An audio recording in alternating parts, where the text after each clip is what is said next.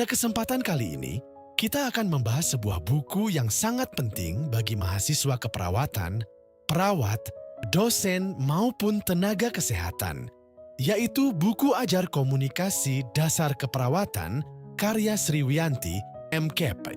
Komunikasi merupakan salah satu kompetensi utama yang harus dimiliki seorang perawat.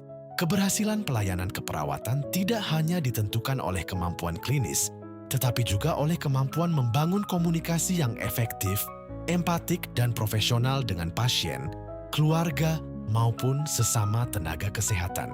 Pada bagian awal, pembaca diperkenalkan dengan definisi komunikasi dan komunikasi terapeutik, tujuan komunikasi dalam keperawatan, proses komunikasi, berbagai jenis komunikasi, hingga hambatan-hambatan yang sering ditemui dalam praktik pelayanan kesehatan.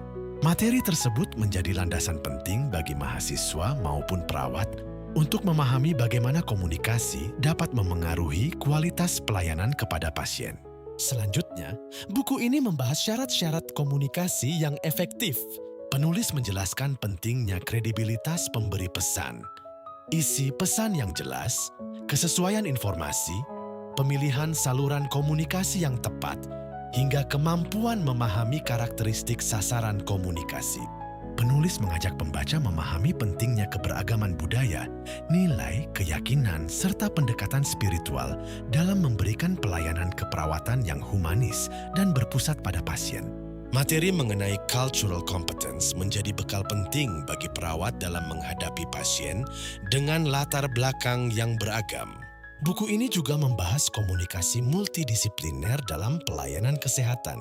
Pembaca akan mempelajari pentingnya kerja sama antar profesi, konsep tim kesehatan, serta penggunaan model komunikasi klinis seperti SBAR dan handover yang berperan dalam meningkatkan keselamatan pasien dan efektivitas pelayanan. Pada bab berikutnya, penulis menguraikan komunikasi interpersonal dalam keperawatan.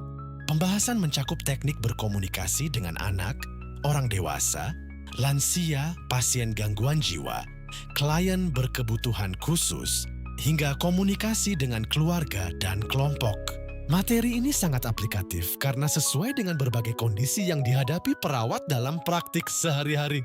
Seiring perkembangan teknologi, buku ini juga membahas berbagai tren komunikasi kesehatan modern. Topik seperti digital health, telehealth, etika komunikasi, patient-centered communication, serta berbagai isu komunikasi dalam pelayanan kesehatan menjadi pembahasan yang sangat relevan dengan perkembangan dunia kesehatan saat ini.